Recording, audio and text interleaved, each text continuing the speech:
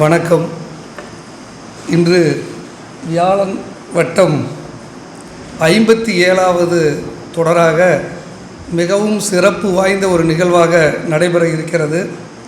உண்மையிலேயே நமது பல்கலைக்கழகத்தில் ஒரு முன்மாதிரியான நிகழ்வாகவும் இதனை கருதலாம். அனைவரும் அனைத்து துறைகளும் ஒன்றுதான். அனைத்து துறைகளும் ஒருங்கிணைந்து செயல்பட்டால் மட்டுமே அறிவு சார்ந்த கருத்துக்களை எல்லாம் மாணவர்களிடையே எடுத்து செல்ல முடியும் என்பதற்கு இந்த நிகழ்வு ஒரு சான்றாக அமைகிறது. நமது மாண்புமை துணைவேந்தர் அவர்கள் பல்கலைக்கழகத்தில் பதவியேற்ற நாள் முதல் பல்கலைக்கழகத்தினுடைய வளர்ச்சிக்காகவும் மாணவர்களுடைய நலனுக்காகவும் பல்வேறு நிலைகளில் பாடுபட்டு வருகிறார்கள். அதன் ஒரு பகுதி தான் தகைசால் பேராசிரியர் நியமனம் என்கின்ற ஒரு நிலை. பல்கலைக்கழக மானிய குழுவானது எந்தவித ஒரு ஊதிய பலனும் இல்லாமல் அறிவு சார்ந்த பேராசிரியர் பெருமக்களையும் அறிவு சார்ந்த அறிஞர்களையும் தகைசால் பேராசிரியர்களாக நியமித்து அவர்களினுடைய அறிவையெல்லாம் மாணவ செல்வங்களுக்கு கொண்டு சென்று சேர்க்க வேண்டும் என்கின்ற உயரிய நோக்கத்தோடு இது போன்ற பேராசிரியர்களெல்லாம் அறிவு சார்ந்த அறிஞர் பெருமக்களையெல்லாம் நியமிக்க ஒரு ஆணை வழங்கி இருக்கிறது. அந்த ஆணையின் அடிப்படையில் நமது 5 புலங்களிலும் கிட்டத்தட்ட 20 அறிஞர் பெருமக்களையெல்லாம் தகைசால் பேராசிரியராக நமது மாண்புமை துணைவேந்தர் அவர்கள் ஆணை வழங்கி அவர்களுடைய அறிவாற்றலை அவர்களுடைய மனித வளத்தை நமக்கு அளிக்கக்கூடிய வகையில் செயல்பட்டு கொண்டிருக்கிறது. அந்த வகையில் நமது வளர்தமிழ் புலத்திற்கு தகைசால் பேராசிரியராக மருத்துவ தமிழறிஞர் மருத்துவர் சு நரேந்திரன் ஐயா அவர்களை நமது புலத்திற்கு வழங்கியிருக்கிறார்கள். அவரை அழைத்து நான் ஆணை வழங்கி இருக்கிறேன், ஒரு நிகழ்வு கூட நடத்தவில்லையே என ஐயா அவர்கள் பேராசிரியர் இந்து அம்மாவிடம் தெரிவித்த உடனேயே நமது துறை நடத்தினாலும் பிற துறை நடத்தினாலும் ஒன்றுதான் என்ற வகையில் வியாழ வட்டம் மிகச் சிறப்பாக அனைத்து மாணவர்களும் பங்கேற்கக்கூடிய ஒரு நிகழ்வாக நடைபெற்று கொண்டிருக்கிறது. இந்த நிகழ்வை அயல்நாட்டு தமிழ் கல்வித்துறையில் நடைபெறக்கூடிய வியாழன் வட்டம் வழியாக நடத்தலாம் என்ற ஒரு எண்ணத்தை அடியெடுத்தவர் எங்களது துறை பேராசிரியர் இந்து அம்மா அவர்கள். அவர்களுக்கு இந்த நேரத்தில் நெஞ்சார்ந்த நன்றியும் வணக்கத்தையும் உரித்தாக்கி, என்னதான் இருந்தாலும் நிகழ்விற்கான ஒரு கருத்தினை சொன்ன மாத்திரத்தில் இதை மிகச்சிறப்பாக செய்யலாம் என்ற எண்ணத்தோடு அனைத்து நிலைகளிலும் அழைப்புதல் அச்சிடுவதிலிருந்து அனைவருக்கும் அழைப்பு சொல்வதிலிருந்து அனைத்து பொறுப்புகளையும் ஏற்ற இந்த துறையினுடைய தலைவரும் நமது புலத்தினுடைய முதன்மையரும் எனது ஆருயிர் நண்பருமான பேராசிரியர் குறிஞ்சிவேந்தன் ஐயா அவர்களுக்கு இந்த நேரத்தில் நெஞ்சார்ந்த நன்றியும் வணக்கத்தையும் சொல்லி வரவேற்கவில்லை, வணக்கத்தை சொல்லி மகிழ்கிறேன். இப்பொழுது இந்த நிகழ்விற்கு சிறப்பு விருந்தினராக வந்திருக்கக்கூடிய பேராசிரியர் மருத்துவர் துறையிலேயே கலைமாமணி விருது வாங்கியவர். பல்வேறு நிகழ்வுகளுக்காகவும் கலை சார்ந்த நிகழ்வுகளுக்கு மட்டுமே கலைமாமணி விருது வழங்கக்கூடிய சூழலில் மருத்துவ அறிஞருக்கு முதலாக கலைமாமணி விருது பெற்ற மிகச் சிறந்த ஒரு பெருந்தகையாளர். நமது பல்கலைக்கழகத்தில் வீடு நடைபெற்று கொண்டிருக்கக்கூடிய அனைத்திந்திய அறிவியல் தமிழ் கழகத்தினுடைய அந்த நாள் முதல் இந்த நாள் வரை தொடர்ந்து பொருளாளராக இருந்து எந்தவித சுணக்கமும் இல்லாமல் அந்த நிகழ்வு நடப்பதற்கு காரணமாகவும் அந்த அனைத்திந்திய அறிவியல் தமிழ் கழகத்தை மீண்டும் ஒரு நல்ல கட்டமைப்போடு நமது பேராசிரியர் ராமசுந்தரம் ஐயா கண்ட கனவு நனவாகக்கூடிய வகையில் அந்த அமைப்பு இருக்க வேண்டும் என்று நாள்தோறும் அறிவுறுத்தி கொண்டிருக்கக்கூடியவரும் தமிழில் மருத்துவத்தை மிக இலகுவாகவும் எளிதாகவும் போதிக்க முடியும் என்பதை முன்னெடுத்து செல்லக்கூடிய ஒரு மருத்துவ தமிழ் அறிஞர். 1815ஆம் ஆண்டு சாமுவேல் பிஸ்கரின் அவர்கள் இலங்கையிலிருந்து வருகை தந்து எளிதாக தமிழில் மருத்துவத்தை போதிக்க முடியும் அன்றே எடுத்து சொன்னவர்கள். அவரினுடைய அந்த கருத்தினை உள்வாங்கி தமிழில் மருத்துவ கல்வி முடியும் உள்ளிட்ட எண்ணற்ற தமிழ் மருத்துவ நூல்களை எழுதிய மிகச்சிறந்த பெருந்தகையாளர். எப்பொழுது அழைத்தாலும் இன்முகத்தோடு வருகை தந்து நமது பல்கலைக்கழகத்தினுடைய கட்டடக்குழு உறுப்பினராக இருந்தாலும் சரி, பல்கலைக்கழகத்தினுடைய மேனாள் மாணவர் மற்றும் வளர்ச்சி சங்கத்தினுடைய உறுப்பினராக இருந்தாலும் சரி, இப்பொழுது தகைசால் பேராசிரியராக இருந்தாலும் சரி, எனது பணி மருத்துவ தொழிலில் இருந்து பணத்தை ஈட்டுவது மட்டுமல்ல, நான் கற்ற கல்வி நான் பெற்ற இந்த மருத்துவ தமிழ் செல்வம் அனைவருக்கும் சென்று சேர வேண்டும் என்கின்ற ஒரு மிகச்சிறந்த உயரிய நோக்கத்தோடு உழைத்து கொண்டிருக்கக்கூடிய மருத்துவ தமிழறிஞர் ஐயா அவர்களை இருகரம் கூப்பி வரவேற்று உங்களுடைய பலத்த கரவொலியோடு வரவேற்று மகிழ்கிறேன். அதற்கடுத்து இந்த நிகழ்வில் கலந்து கொண்டு சிறப்பு செய்து கொண்டிருக்கக்கூடிய இலக்கியத்துறையினுடைய பேராசிரியரும் தேர்வு கட்டுப்பாட்டு அதிகாரியும் எனது ஆர்வீர் நண்பருமான பேராசிரியர் இளையாப்பிள்ளை ஐயா அவர்களை வருக வருக என்று அன்போடு வரவேற்கிறேன். இந்த நிகழ்வில் கலந்து கொண்டு சிறப்பு செய்து கொண்டிருக்கக்கூடிய துறை பேராசிரியர்கள், ஏனென்றால் வரவேற்பது மரபில்லை என்றாலும், ஏன்னா நம்ம துறையாக இருந்தாலும் மரபு கருதி துறையினுடைய பேராசிரியர் பழனிவேல் ஐயா அவர்களையும், வெற்றி செல்வன் ஐயா அவர்களையும், மொழிபெயர்ப்புத்துறை பேராசிரியர் விஜயராணி அம்மா அவர்களையும், நாடகத்துறையினுடைய தலைவரும் அகராதித்துறையினுடைய பேராசிரியருமான வீரமணி ஐயா அவர்களையும் மற்றும் வந்திருக்கக்கூடிய அனைத்து துறை சார்ந்த மாணவர்களையும் ஆய்வு மாணவர்களையும் அன்போடு வரவேற்று, இது ஒரு நல்ல நிகழ்வு. அனைவரும் குறிப்பெடுத்து கொண்டு, ஐயா அவர்கள் ஏதோ அழைத்தார்கள், 1 மணி நேரம் நான் பேசிவிட்டு செல்லலாம் என வராமல் மிகச்சிறந்த குறிப்புகளோடு இதற்காக உழைத்து தேடி செல்வங்களையெல்லாம் திரட்டி அறிவு செல்வங்களையெல்லாம் நம்மிடையே வழங்க வந்திருக்கிறார்கள். அவர்களினுடைய உரையினை கேட்டு இந்த காதில் வாங்கி இந்த காதில் விட்டு விடாமல் மனதில் இருத்துவதோடு பதிவு செய்து அதனை நீங்கள் பயன்படுத்தி உங்களுடைய ஆய்வு முன்னேற்றத்திற்கு பயன்படுத்துமாறு கேட்டுக்கொண்டு, இந்த நிகழ்வை சிறப்பாக ஏற்பாடு செய்திருக்கக்கூடிய அயல்நாட்டு தமிழ் கல்வித்துறை முனைவர் பட்ட மாணவர்களும் எங்களது துறை முனைவர் பட்ட மாணவர்களையும் வாழ்த்தி வரவேற்று வந்திருக்கக்கூடிய அனைவரையும் மீண்டும் ஒரு முறை அகமகிழ்வோடு வரவேற்று அமைகிறேன். வணக்கம்.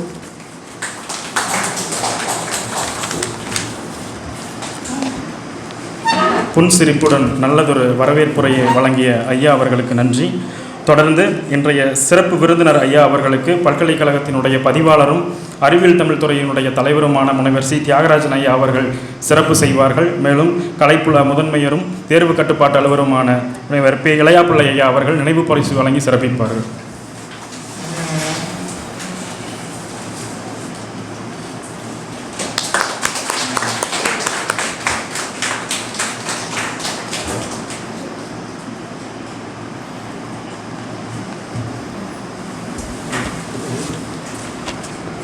சிறப்பு செய்தமைக்கும் சிறப்பினை பெற்றுக்கொண்டமைக்கும் நன்றி ஐயா. தொடர்ந்து மருத்துவத்துறையில் தனக்கென தனித்தொரு தடம் பதித்து செயலாற்றி கொண்டிருக்கக்கூடிய தமிழ் பல்கலைக்கழகத்தினுடைய தகைசால் பேராசிரியரும் தமிழ்நாடு டாக்டர் எம்ஜிஆர் மருத்துவ பல்கலைக்கழகத்தினுடைய சிறப்பு நிலை பேராசிரியருமான கலைமாமணி மருத்துவர் சு நரேந்திரன் ஐயா அவர்களை மருத்துவ தமிழ் வளர்ச்சியும் போக்குகளும் எனும் தலைப்பிலான சிறப்பு சொற்பொழிவை ஆற்றுமாறு அன்புடன் அழைக்கிறோம்.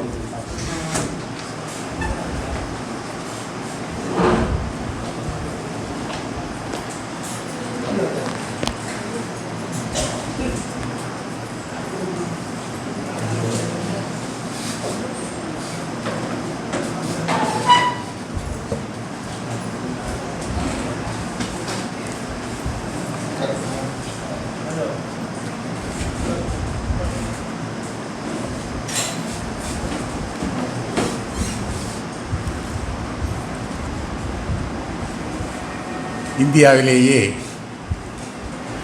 முதலாக ஏற்படுத்தப்பட்ட மொழிக்காக ஏற்படுத்தப்பட்ட இந்த தமிழ் பல்கலைக்கழகத்தின் நான் இப்பொழுது உரையாற்றுவதில் பெருமை கொள்கிறேன். எனக்கு முன்பாக பதிவாளர் அறிவியல் தமிழ் பேராசிரியர் தியாகராஜன் அவர்கள், அயல்நாட்டுத்துறை ஐயா குறிஞ்சி அவர்கள், ஐயா இளையாப்பிள்ளை அவர்கள், வெற்றி அவர்கள், பழனிவேல் அவர்கள், நம்முடைய அன்புக்குரிய இந்து அவர்கள், விஜயராணி அவர்கள், இவர்களெல்லாம் கூடியிருக்கும் பொழுது எனக்கு ஒரு பயம்.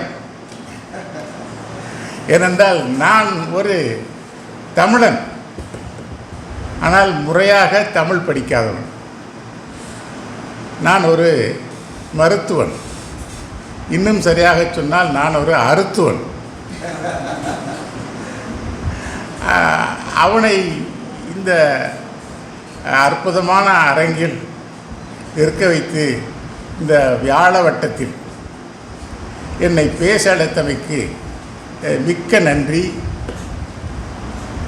இதனால் எனக்கு வயது கூடுகிறது, இதனால் நான் புத்துயிர் பெறுகிறேன். நான் பொதுவாக என்னுடைய நோயாளிகளுக்கு ஊசி போடுவது வழக்கம். ஆனால் இத்தனை பேராசிரியர்களும் இத்தனை பேராளர்களும் இருக்கும் பொழுது எனக்கு நீங்கள் எல்லாம் ஊக்க ஊசி போட்டுக்கொண்டிருக்கிறீர்கள். அந்த நிலைமையில் நான் மகிழ்ச்சி கொள்கிறேன். இந்த வியாழ வட்டத்தை நினைக்கும் பொழுது எனக்கு ஒரு நினைப்பு. தென்காசியில் வட்டத்தொட்டி என்ற ஒரு இயக்கம் உண்டு. அந்த நிகழ்வில் ராஜாஜி, கல்கி, டிகேசி மற்றும் மகாராஜன் இவர்களெல்லாம் ஒன்று கூடி விவாதிப்பது வழக்கம். ஒரு முறை ராஜாஜி கூறுகிறார், டி.கே. சிதம்பரநாதனுடைய மனைவி அவர்கள் மல்லிகைப்பூ மாதிரி காலையில் எனக்கு இட்லி சுட்டு தருவார்கள். அவைகளெல்லாம் நான் அறிந்துவிட்டுதான் நாங்கள் சிலம்பை பற்றி பேசுவோம், கம்பனை பற்றி பேசுவோம் என்று கூறுகிறார். அதே போல் சென்னையில் கிணறு என்ற ஒரு வட்டம் உண்டு. ஞானி நடத்தி கொண்டிருந்தார். அதுவும் மிக சிறப்பாக நடந்து கொண்டிருந்தது. ஏன் அங்கு செல்ல வேண்டும்? என்னுடைய வீட்டிற்கு முன்பாக கீழ வீதி டாக்டர் தஞ்சை பிரகாஷ் என்பவர் ஒருத்தர் இருந்தார். அவர் ஒரு டாக்டர், சித்த மருத்துவர். அவரை சுற்றி ஒரு 30 போல் ஒரு 20-30 பேர்கள் எப்பொழுதுமே இருந்து கொண்டிருப்பார்கள்.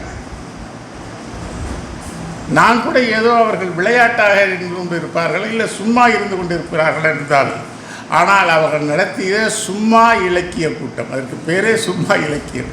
இலக்கிய கூட்டம் அல்ல, குழு அல்ல, அது ஒரு கும்பல். ஏன் இப்படி கும்பல்னு வச்சுருக்கீங்கன்னு ஒருத்தர் கேட்டப்போ அவர் சொல்கிறாரு, நாங்கள் கூடுவோம், கலைவோம், வருவார்கள், போவார்கள், ஆகவே இது ஒரு கும்பல் என்பார். அந்த பிரகாஷின் அந்த வட்டத்தில் பார்க்கும் பொழுது பிரகாஷ் மிகச்சிறந்த எழுத்தாளர். மணிக்காக்காக எதை பற்றி வேணாலும் பேசிக்கொண்டிருக்கலாம். பக்கத்தில் தஞ்சாவூர் கோபாலி என்பவர் இருப்பார். அவரும் அது மாதிரி மிகச்சிறந்த அறிவாளி. அதன் பக்கத்தில் ஒரு நாவலாசிரியர் முத்து, கவிஞர் கல்யாண்ஜி, இதுபோல் ஒரு பெரிய வட்டம் இருந்து கொண்டிருக்கும். ஆக இந்த வட்டங்களெல்லாம் நான் நினைத்து இந்த வியாழ வட்டத்தை நினைக்கும் பொழுது எனக்கு பெரும் மகிழ்ச்சியாக இருந்தது. அந்த அளவில் தான் நமது அன்புக்குரிய பேராசிரியர் குறிஞ்சி அவர்கள் இந்த வியாழ வட்டத்தை உண்டாக்கி உங்களை அரவணைத்து எல்லோரும் நீங்கள் ஒரே மாதிரியாக இல்லாமல் பல திசைகளில் உள்ளவர்களெல்லாம் கூடி அறிவு பசியை தீர்த்து கொள்ள வேண்டும் என்பதற்காகவே இங்கு இருக்கிறார்கள். இப்பொழுது நீங்கள் வடை பசியை தீர்த்து கொள்ளலாம். ஆக இன்று நான் ஒரு அருத்துவன் என்பதால் நான் என்னுடைய பொழுதுபோக்காக ஆரம்பித்தேன். என்னுடைய எழுத்துப்பணியை ஒரு பொழுதுபோக்காக ஆரம்பித்தேன், ஹாபி.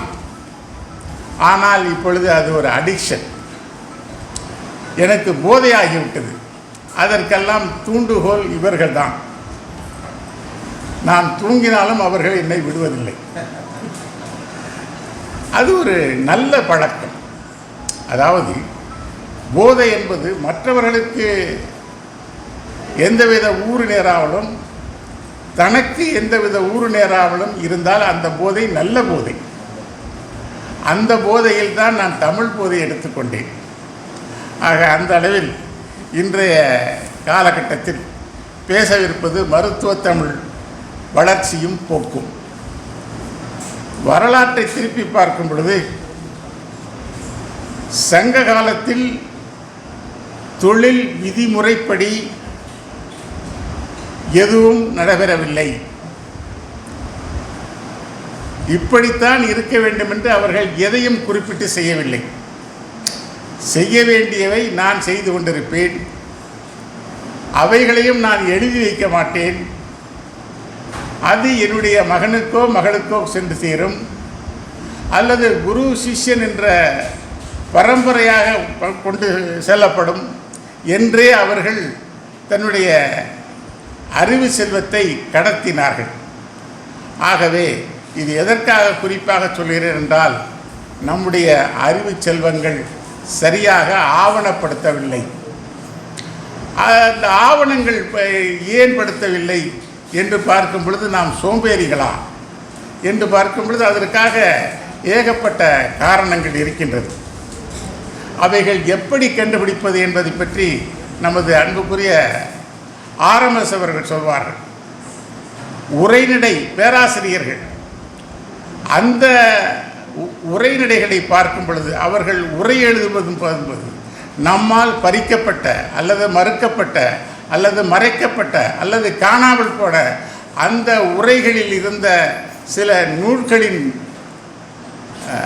கருத்துக்கள் பெயர்கள் தான் இன்று நமக்கு கிடைத்திருக்கின்றன.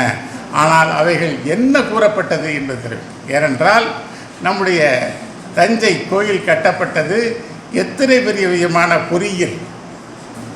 அந்த பொறியியலை எழுதி வைத்தார்களா? 5 அடி ஆழத்தில் தான் அவை நின்று கொண்டிருக்கின்றது. தேர்ந்தெடுத்த ஒரு விதமே மிக அற்புதமானது. ஆக அவைகளெல்லாம் நாம் இழந்து நிற்கின்றோம். ஆகவே நாம் சற்று தூங்கிவிட்டோம் என்றுதான் நாம் நினைத்து கொள்ள வேண்டும். அல்லது அவைகளெல்லாம் மறக்கப்படிக்கின்றன, அல்லது அவைகளெல்லாம் ஆற்றோடு சென்று விட்டன. இவைகள் ஒரு புறம் நம் மூளையில் வைத்துக்கொண்டு பார்க்கும் பொழுது, சங்கத்தின் தமிழுக்கு பிறகு தமிழ்நாட்டுக்கு சமணர்கள் வருகிறார்கள், பௌத்தர்கள் வருகிறார்கள். அப்பொழுது நம்முடைய தமிழர்களுடைய தனித்தன்மையில் ஊறிடுகின்றது. அவர்களுடைய தாக்கம் நமக்கு ஏற்படுகின்றது. ஆக அவர்கள் எழுத்துகளில் அவர்கள் என்ன நினைத்தார்களோ அதை குறிப்பிடுகிறார்கள். நூல்களின் பெயர்களில் கூட மூலிகை பெயர்களை குறிப்பிடுகின்றார்கள். திரிகடிகம், நான்மணிக்கோவை, சிறுபஞ்சமூலம் என்று மருத்துவ மூலிகையின் பெயர்களை அவர்கள் குறிப்பிடுகிறார்கள். ஆனால் அந்த புத்தகங்கள்லாம் மருத்துவத்தை சார்ந்ததா என்றால் அப்படி சொல்வதற்கு இல்லை. ஆக இவைகளெல்லாம் கூட்டி கழித்து பார்க்கும் பொழுது அவர்கள் மருத்துவ பள்ளியில் மருத்துவங்கள் செய்து கொண்டிருக்க வேண்டும் என்று நாம் யூகிக்க முடிகின்றது. ஆக இவைகளை தாண்டி தமிழ் மருத்துவம் எப்படி இருந்தது, தமிழ்நாட்டில் எப்படி மருத்துவம் இருந்தது பார்க்கும் பொழுது 3 வகையாக இருந்திருக்கின்றது. மணி, மந்திரம், மருந்து. மணியை ரசமணி அல்லது காலம் என்று குறிப்பிடுகின்றார்கள் சிதம்பரனார் போன்றவர்கள். இந்த மந்திரம் என்பது போகர் வழியாக ஒரு 4 புத்தகங்கள் இருக்கின்றது. மருந்தை பற்றி கேட்கவில்லை, வேண்டியதில்லை. அகத்தியர்பால் ஆயிரக்கணக்கான நூல்கள் இருக்கின்றது. ஆனால் இவைகளெல்லாம் இன்று உள்ளதா என்று பார்க்கும் பொழுது மருந்து உள்ளது, மந்திரம் காணவில்லை, மணியும் காணவில்லை. ஆனால் இது இருந்ததா இல்லையா என்று பார்க்கும் பொழுது வள்ளலார் கூறுகிறார், தாயுமானவர் கூறுகிறார், அப்பர் கூறுகிறார். அவருடைய பாட்டிலெல்லாம் மணி, மந்திரம், மருந்தை பற்றி கூறாத இடங்களே கிடையாது. மருந்தறியேன் மணியறியேன், மந்திரம் ஒன்றறியேன், மதியறியேன், விதியறியேன், வாழ்க்கை நிலையறியேன் வள்ளலார் சொல்கிறார். இதே மாதிரி அப்பர் சொல்கிறார். ஆக இந்த மருந்தும் தலைத்ததா என்றால் அதுவும் தலைக்கவில்லை. அது ஏன் தலைக்கவில்லை என்றால் பக்தி இலக்கியம் நமது நாட்டில் மிகச்சிறப்பாக இருந்த காலத்தில் இறைவனே நோய் தீர்த்து விடுவான் என்று நம்பப்பட்டது. பிறகு பிறவி நீக்கும் மருந்தாகவும் இறைவனை கண்டனர். ஆக அந்த நேரத்தில் இவர்கள் மருந்தை பற்றி நினைவில்லை. இறைவன் சரணடைந்தால் எல்லாம் சரியாகிவிடும் என்று, மருந்து சிறப்பாக வர வேண்டும் என்று அதையும் இவர்கள் தலைக்கச் செய்வதற்கான காரணங்களை சொல்லவில்லை. திருவெம்பாவில் ஒரு பாட்டு, விண்ணுக்கொரு மருந்தை வேதம் விழுப்பொருளை கண்ணிக்கிணையானை பாடி கசிந்துள்ளம். இரவே எல்லாம் எனக்கு செஞ்சிருவான். இன்னும் பார்த்தா அப்பருடைய தேவாரத்தில் பார்த்தாக்க ஒரு நோய்க்கும் ஒரு பதிகங்கள் இருக்கும். அந்த பதிகங்கள் பாடினால் உங்களுக்கு வயிறு சரியாகிவிடும், குண்ம நோய் சரியாகிவிடும். அப்படி என்றால் அப்படியெல்லாம் என்று ஒரு ஒன்றின் உங்களுக்கு ஜெலுசில் வேண்டாம், பேண்டப்ரசோல் வேண்டாம், நீங்கள் அந்த பதிகத்தை பாடினால் போடும். நம்பிக்கையின் வெளிப்பாடாக அந்த பாடல்கள் அந்த காலத்தில் சொல்லப்பட்டது. ஆக இவைகளும் இந்த தமிழ் மருத்துவம் தழைத்து வந்ததற்கு சற்று தாமதமாகவோ அல்லது சரியாக வளர்வதற்கோ உதவி செய்யவில்லை. அடுத்ததாக கல்வெட்டை பார்க்கும் பொழுது, தமிழ்நாட்டில் கிடைத்த கல்வெட்டுகளை பார்க்கும் பொழுது, செங்கல்பட்டில் தமிழ்நாட்டிலே மிக நீண்ட பெரிய திருமுக்கூடலில் தான் ஒரு கல்வெட்டு கிடைத்திருக்கின்றது. செங்கல்பட்டு அருகிலுள்ள திருமுக்கூடல் என்ற இடத்தில் வீர ராஜேந்திர சோழன் என்பவனால் அவைகள் வெட்டப்பட்டது. அந்த கல்வெட்டு வீர சோழன் ஆதூர சாலை என்று குறிப்பிடுகிறது. அதில் ஒரு மருத்துவன் உள்ளார், மருத்துவச்சி உள்ளாள், நாவிதர் உள்ளார், ஏன் இன்னும் சொல்லால் செவிலியர் கூட இருந்திருக்கிறார்கள். ஆக அப்படிப்பட்ட அந்த மருத்துவ சாலையில் என்ன சொல்லிக் கொடுக்கப்பட்டது தமிழ்நாட்டில் செங்கல்பட்டில் என்றால், சொல்லிக் கொடுக்கப்பட்டவைகள் சரக சம்ஹிதை, சுசுருத சம்ஹிதை, அஷ்டாங்க ஹிருதயம். இந்த மூன்றும் ஆயுர்வேதத்தின் உயிர் நாடிகள். இவைகள் தான் அங்கு சொல்லிக் கொடுக்கப்பட்டு தமிழ்நாட்டில் சோழர்களால் நடத்தப்பட்ட ஒரு பெரிய கோயிலில் உள்ள மருத்துவமனையில் சொல்லிக் கொடுக்கப்பட்ட நூல்கள் சரக சம்ஹிதை, சுசுருத சம்ஹிதை, அஷ்டாங்க ஹிருதயம். இதே போல் பக்கத்தில் திருவெண்காடில் கோமதீஸ்வரன் கோயில், இங்கும் அஷ்டாங்க ஹிருதயம் சொல்லிக் கொடுக்கப்படுகின்றது. இன்னும் சற்று கூர்மையாக சொன்னால் சிலம்பில் கூட ஆயுர்வேதம் சொல்லிக் கொடுக்கப்படுகிறது. ஆக எங்கு பார்த்தாலும் ஆயுர்வேதம் என்று சொல்லிக் கொடுக்கப்பட்டதே, தமிழ்நாட்டில் சித்த மருத்துவமே இல்லையா என்று கூறும் பொழுது இதற்கு உவேசா சொல்லுகிறார், இந்த ஆயுர்வேதமும் தமிழை சார்ந்த ஒரு தனிப்பட்ட ஆயுர்வேதம், வடநாட்டில் உள்ள ஆயுர்வேதம் இதனும் தனித்தனி என்று இது ஏற்புடையதா என்பது எனக்கு தெரியவில்லை. இதற்கு அடுத்தபடியாக ஆயுர்வேதம் நுழைந்து விட்டது.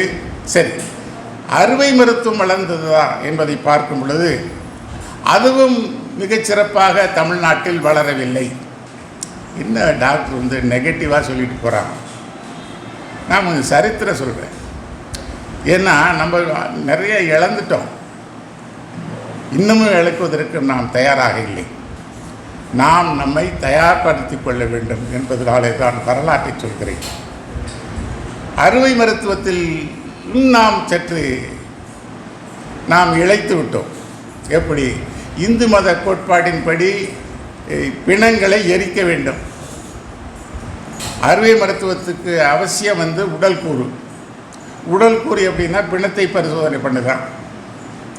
எங்களுடைய காஸ்பல், அந்த கிரே அனாட்டமி என்பதை எழுதிய அந்த அறிஞன் தன்னுடைய அம்மா இறந்து விட்டதை தோண்டி பார்த்து அதை ஆராய்ந்து செய்துதான் அவன் அந்த நூலை எழுதுவதாக சொல்வார்கள். ஆக தமிழ்நாட்டில் எல்லா இறந்த பிணங்களும் எரிக்கப்படுகின்றது. இரண்டாவதாக நமது நாட்டில் அந்த காலகட்டத்தில் புத்த சமயம், சமண சமயம் இவைகள் கொல்லாமையை போற்றுகிறது.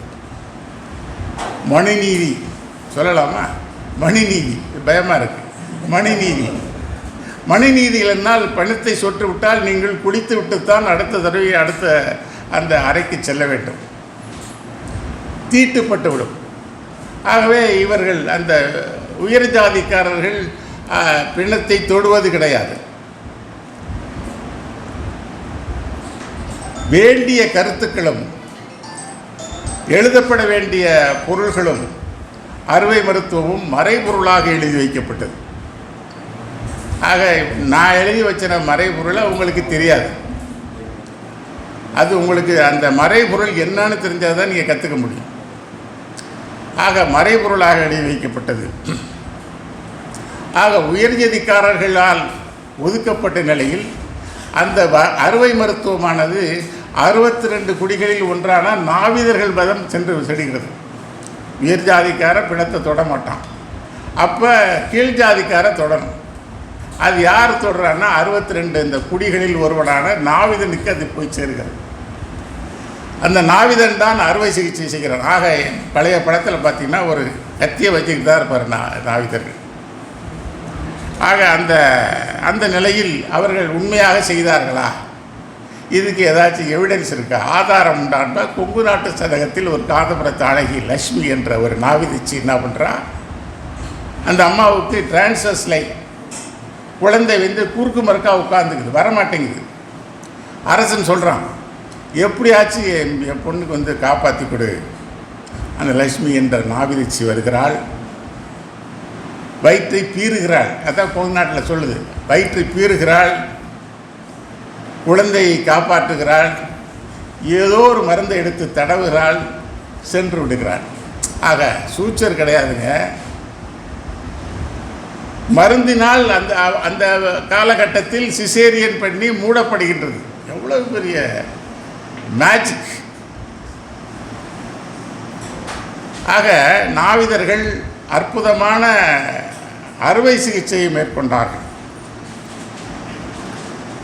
இதில் ஒரு பெரிய ஒரு கான்ட்ரவர்சி, தமிழ்நாட்டில் நாவிதர்கள் தான் செய்தார்கள் என்றால் இங்கிலாந்திலும் நாவிதர்கள் செய்திருக்கிறார்கள். எனக்கு பட்டம் கொடுத்த எஃப்ஆர்சிஎஸ் வந்து ராயல் காலேஜ் ஆஃப் சர்ஜன்.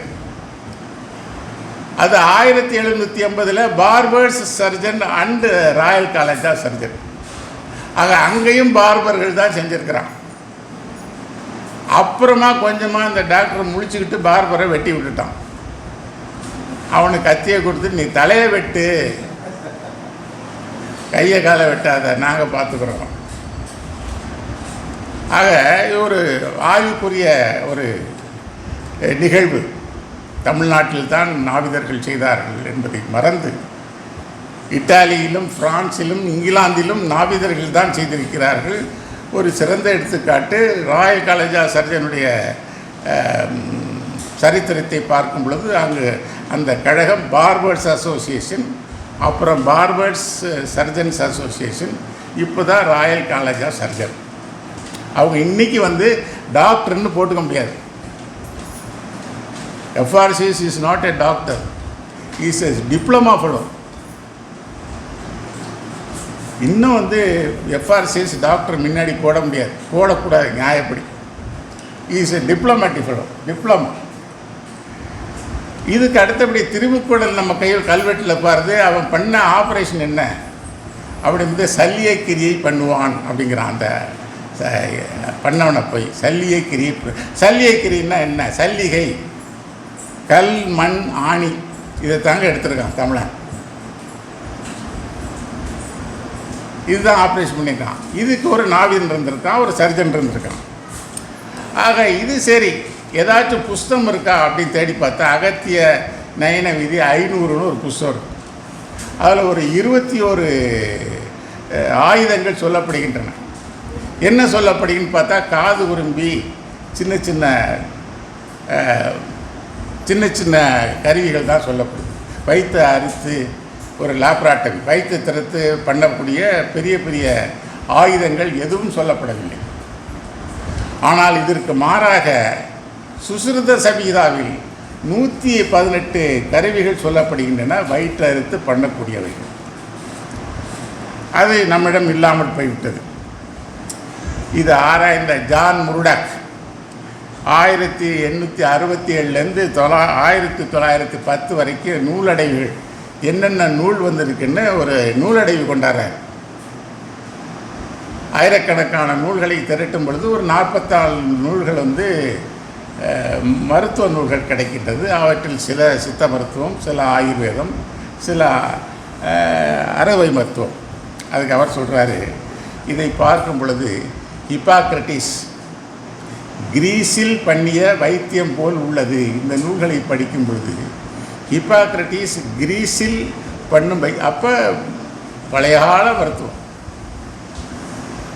அப்போ இந்த ஹார்வி கண்டுபிடிக்கலை, இதயத்தினுடைய சுழற்சிகள் எல்லாம் இல்லை, பயில் தான் ஈரல்லேருந்து தான் எல்லாம் நடைபெறுதுன்னு சொல்கிறாங்க. அடுத்து ஆங்கில மருத்துவம் இந்தியாவிற்குள் நுழைகின்றது. எப்படி நுழைகின்றது பார்க்கும் பொழுது கோவாவில் தான் நுழையுது. கோவாவிலிருந்து 1563 நுழைகின்றது. அந்த ஹாஸ்பிட்டல் பேர் நம்ம கீழவையில் இருக்க ராயல் ஹாஸ்பிட்டல். அவங்க தான் முதல்ல இந்த கக்கூஸ் என்ற ஒரு துப்பறிவுக்கான ஒரு காரணத்தை கூறிய முதலில் இந்தியாவில் சொல்லியவர்கள் போர்ச்சுகீசியர். அது வரைக்கும் நம்மள்கிட்ட கக்கூஸ் கிடையாது. துப்புரவை பற்றி நாம் பேசப்படவில்லை. இதற்கு பிறகு தமிழ்நாட்டை பார்க்கும் பொழுது 1664 சென்ட் ஜார்ஜ் கோட்டையில் இராணுவத்திற்காக ஒரு சிறிய மருத்துவமனை உண்டாக்கப்படுகின்றது. பிறகு இது வளர்ந்து 1835 மருத்துவமனையாக ஆகி மருத்துவக் கல்லூரியாக ஆகி பிறகு அவை சென்னை பல்கலைக்கழகத்துடன் இணைக்கப்படுகின்றது. ஆங்கிலம் அந்த காலத்தில் கற்பிக்கப்பட வேண்டும் என்ற ஒரு கட்டாயம் உண்டாக்கப்பட்டிருக்கிறது. மருத்துவத்தில் 1830 ஆங்கிலத்தில் தான் சொல்லிக் கொடுக்க வேண்டும். தமிழகத்தில் தமிழில் சொல்லிக் கொடுங்கள் என்று அந்த காலத்தில் சொல்லி இருக்கிறார். ஆனால் அது முடியாமல் போய் 1835 அவர்கள் ஆங்கிலத்தில் தான் சொல்லிக் கொடுத்திருக்கின்றார்கள். அதன் பிறகு அதில் சொல்லிக் கொடுக்கப்பட்டவைகள் அதில் டாக்டர்களை உண்டாக்கினார்களா வெள்ளையர்கள் என்றால் இல்லை. அவர்கள் உண்டாக்கியது ட்ரெஸ்ஸர்ஸ், அப்போதகிரி என்ற 2 வகையானவர்கள். அந்த அப்போதகிரியான என்றால் வெள்ளைக்காரன், ட்ரெஸ்ஸர்ஸ் இந்தியன்ஸ். இந்த ட்ரெஸ்ஸர்ஸ் இந்தியன்ஸுக்கு என்னென்னா வெள்ளைக்காரன் பின்னாடியே போயிட்டுருக்கணும். வெள்ளைக்காரன் டாக்டருக்கு பின்னாடி அவர் சொல்கிறதை இவர் செஞ்சுக்கிட்டே வரணும். இவர் அதிலேருந்து டாக்டராக மாறிக்கலாம். ஆனால் டாக்டர்னு போட்டுக்க முடியாது, போட்டுக்கக்கூடாது. இப்படியாக இருந்த காலகட்டத்தில் தரங்கம்பாடிக்கு ஜீகன்பால்கு என்பவரும் கிரெண்ட்லர் என்பவரும் நுழைகிறார்கள். தரங்கம்பாடி ஜீகன்பால்கு என்ன பண்ணுகிறார், அப்பொழுது காகிதம் கிடையாது, எல்லாம் ஓலைச்சுவடிகளில் தான். ஓலைச்சுவடிகளில் இந்த தமிழ் மருத்துவத்தை எழுதி வைக்கிறார். எழுதி வைத்துக்கொள்ள அவர் உண்டாக்கிய பள்ளிகளில் 5ஆம் வகுப்பு வரை மூலிகைகளை அவர்கள் தெரிந்து கொள்ள வேண்டும். சாயந்தரம் ஆச்சுன்னா நீ காட்டுக்கு போகணும், காட்டில் என்ன மூலிகை இருக்குன்னு நீ கற்றுக்கிட்டு வரணும், உன்னுடைய ஜூனியருக்கு சொல்லிக் கொடுக்கணும், 5ஆவதுக்காரன் 3ஆவதுக்கு சொல்லிக் கொடுக்கணும். அப்புறம் இவன் அங்கே காட்டுக்கு போய் கற்றுக்குவான். ஆக மருத்துவத்தை தலைக்க ஒரு ஜீகன்பால்குடைய மூளை பாருங்கள். எல்லாரும் டாக்டர் ஆமாம், மாணவர்களெல்லாம் எல்லா மூலிகைகளையும் தெரிந்து கொள்ள வேண்டும் என்ற ஒரு பெரிய கோட்பாடு. அப்புறம் கிரெண்ட்லர் அவரோட வர்றார் 1717 இந்த கிரெண்ட்லர் என்ன பண்ணார், எல்லா இந்த ஓலைச்சுவடிகள் எல்லாத்தையும் மலபார் மெடிக்கஸ் அப்படின்னு ஒரு நூல் எழுதுகிறார். இதில் ஓலைச்சுவடியில் என்ன பண்ணுறது, ஜெர்மனாக்குறார். ஜெர்மனாக்கி கோபன்ஹேமுக்கு அனுப்புகிறார். கோபன்ஹேமில் இன்றும் அந்த ஓலைச்சுவடிகள் இருக்கின்றன. ஏன் கோபன்ஹேமுக்கு அனுப்புனான்னா அங்கே தமிழில் சொல்லி கொடுத்துருக்குறான், இங்கே இந்த ஜெர்மனில் சொல்லி கொடுத்துருக்குறான் நம்முடைய தமிழ் மருத்துவம். ஏன்னா அங்கே வர்ற பாதையார்கள்லாம் இங்கே கொசு மாதிரி செத்து போகிறான். 20 வயசில் செத்து போகிறான், ஒரு 1 வருஷத்தில் செத்து போகிறான், 3 வருஷம் செத்து போகிறான். சமய இங்கே தழைக்க முடியவில்லை, ப்ராட்டஸ்டன் வளரலை. என்ன பண்ணலான்னு பார்க்குறான். 5ஆவது ஃப்ரெட்ரிக், அவ்வளோத்தையும் மாற்றி அனுப்பு, அப்படின்னு சொல்லி இப்படி நம்முடைய அத்தனை மூலிகைகளுடைய விளக்கங்கள் கோப்பன்ஹேமில் இருக்கின்றன. ஆக இது பிரெண்டனுடைய அற்புதமான ஒரு மிகப்பெரிய செயல். இதற்கு அடுத்தபடியாக மக்களிடம் அறிவியல் செல்ல வேண்டும் என்ற ஒரு வேட்கை உண்டாகின்றது. 1835 தான் அவிழ்த்து விடப்படுகின்றது. சுதேசிகளும் அச்சடிக்கலாம் என்று. அது வரைக்கும் நீங்கள் அச்சடிக்க முடியாது. ஜீகன்பால் அடிக்கலாம், அரசு அடிக்கலாம், தமிழர்கள் அடிக்க முடியாது, சுதேசிகள் அப்படிங்கிறான். 85 அடித்தோன்னே வந்து இங்கே இதழ்கள் உண்டாக்கப்படுகின்றது. இதழ்கள் உண்டாக்கும் பொழுது இங்கே என்ன பண்ணாக்க முதல்ல நம்ம இரேனியஸ் வர்றார். 1818 இவர் ஒரு பாதிரியார். தஞ்சை, திருநெல்வேலி, சென்னை இது போன்ற பெருநகரங்களில் கால்றான். நமக்கு துப்புரவை பற்றி அவ்வளவு உணர்வு கிடையாது. ஸோ அந்த நேரத்தில் என்ன ஆகுது, துப்புரவை பற்றி கொடுப்பதற்காக, காலரா பற்றி சொல்லிக் கொடுப்பதற்காக துண்டறிக்கை சங்கத்தை உண்டாக்குகிறார். மெட்ராஸ் ட்ராக் சொசைட்டி, சென்னை துண்டறிக்கை சங்கம். சென்னையில் வந்து ஆயிரக்கணக்கான பேர்கள் சாகிறார், தண்ணியை குடிக்க தெரியாது. ஆயிரக்கணக்கான பெயர்கள் காப்பாற்றப்படுகிறார்கள் ஒரு துண்டறிக்கையால். அதே மாதிரி திருநெல்வேலிக்கு அவர் மாற்றப்படுகிறார். அங்கேயும் துண்டறிக்கை சங்கம், அங்கேயும் ஆயிரக்கணக்கான பேர்கள் இவரால் காப்பாற்றப்படுகிறார்கள். இதுதான் முதலில் தமிழகத்தில் அறிவியல் பரப்புமாக செய்யப்பட்ட துண்டறிக்கை, முதல் தொண்டறிக்கை. இதன் பிறகு அறிவியல் போய் சேரணும் அப்படிங்கிறதுக்கு என்ன பண்ணுறாரு, பூமி சாஸ்திரம்னு ஒரு புஸ்தகம் எழுதுகிறார். 887 பக்கம். என்ன சொல்கிறாரு, முதல் பக்கத்தில் என்ன சொல்கிறாருன்னா, நமக்கெல்லாம் கொஞ்சம் குறுகுறுங்குது. தமிழர்களுக்கு அறிவுண்டாகும்படி பாளையங்கோட்டை இரேனியஸ் ஐயரால் இது எழுதப்பட்டது. யாரு? தமிழர்களுக்கு அறிவுண்டாகும்படி பாளையங்கோட்டை இரேனியஸ் ஐயரால் எழுதப்பட்டது. ஐயரில் ஒரு அவர்களும் மேல்குடி போல் வந்து பாவித்துக் கொள்கிறார்கள். நெப்போலி மதுரையில் இருக்கிற ஒரு பாதிரியார் என்ன பண்ணுறாரு, தங்கத்தில் வந்து பூணல் போட்டுக்கிறார், குரடை போட்டுக்கிறார், சந்தனம் பூசிக்கிறார். எனக்கு வந்து வேதமே சான்ஸ்கிரிட்டே வருதுங்கிறார். அவர்கள் ஒரு எப்படியோ தன்னுடைய மதத்தை பரப்ப வேண்டும் என்று எப்படியோ வேஷம் கொடுக்கிறார். ஆக அந்த விதத்தில் இங்கே வந்து இரேனியஸ் என்ன சொல்கிறாரு, அது உண்மையிலேயே ஏன்னா அப்போ பார்க்கப்போ சென்சஸ் கணக்கை பார்க்குறப்ப 1901 17% படித்தவர்கள் பிராமணர்கள், கல்லர் முதலியார்கள் முதலெல்லாம் எவ்வளோ படிச்சிருக்காங்கன்னா 0.04. 17க்கு 0.04 எவ்வளோ இருக்குது? அப்போ யார் வந்து படிச்சிருப்பா, யார் வந்து பேசியிருக்க முடியும்? ஆக இந்த அறிக்கையில் பிறகு மேல்நாட்டில் இங்கிலாந்தில் தொழில் புரட்சி உண்டாகின்றது. தொழில் புரட்சி வரும் பொழுது அங்கு வந்து இந்த தொழிலாளர் வர்க்கத்திற்காக என்ன செய்ய வேண்டும் என்று இங்கிலாந்து அரசு நினைக்கின்றது. இதற்காக அங்கு தொழிலாளர்களுக்காக துப்புரவுக்கான சட்டங்கள் இயக்கப்படுகின்றது.